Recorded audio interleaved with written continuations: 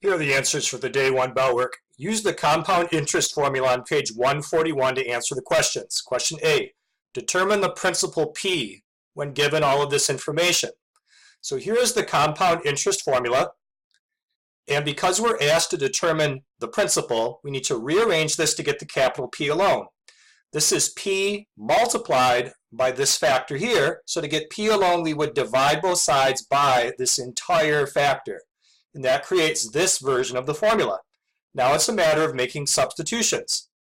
The letter A is the future amount. We're told that we want to have $500,000 available. So that gets replaced for the letter A. In the denominator, we have 1 plus. The letter R is the interest rate in its decimal form. So if the interest rate is 7.5%, that means the value of R is 0.075. That's the decimal version of 7.5%. So as to divide by n. N is the number of times per year that interest is calculated. We're told that it's compounded monthly, and so n is 12 times per year. So you fill 12 in for n. Now the exponent, it's n times t. Well, n is 12, but what's t? T is the number of years that you're investing the money, and we're told that that's 40 years. T equals 40. And so this exponent is 12 times 40. So at this point, it's a matter of typing this in. Make sure that you are grouping the entire denominator in parentheses so that the calculator knows to divide by that entire thing in the bottom. The calculator says $25,127.03. Question B, determine the time necessary for $1,000 to double if it's invested at that percent compounded quarterly. So it's still the same formula. This time we're going to make some different replacements. The future value is $2,000 because we want our money to double. The principal, that is the initial amount invested, is $1,000. Then in the parentheses, 1 plus, and now the R over N. The letter R is 0.036, and the letter N is 4 times per year because that's what quarterly means. And then in the exponent, we have N times T, so that's 4 times T. It's the letter T that we don't know. Determine the time. That's our variable. Now we need to rearrange this until we get the letter T alone.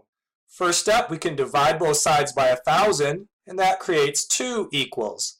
Another thing we can do is figure out what's inside the parentheses as a single number. 1 plus 0.036 divided 4 is really 1.009. And our exponent is 4t.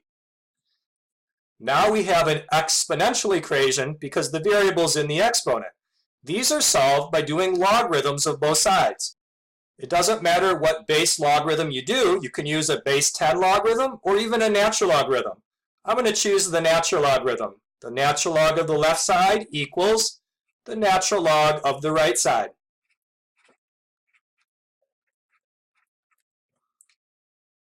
Next, let's use the theorem from earlier this year that says when you have the logarithm of a power, you can take that exponent and bring it in front of the logarithm. So we have natural log of 2 is equal to 4t times the natural log of the 1.009. To get t alone, we need to divide by the 4 and divide by the natural log of 1.009. So we have t equals the natural log of 2 divided by 4 natural log 1.009. At this point, it's just a matter of entering that division into the calculator to get the answer. When I'm typing, I'm going to make sure I put parentheses around the entire denominator so the calculator knows to divide by 4 and by that natural log. And the calculator says 19.3. This will be measured in years. So if we deposit $1,000 into an investment, it's going to take over 19 years for it to double and become $2,000.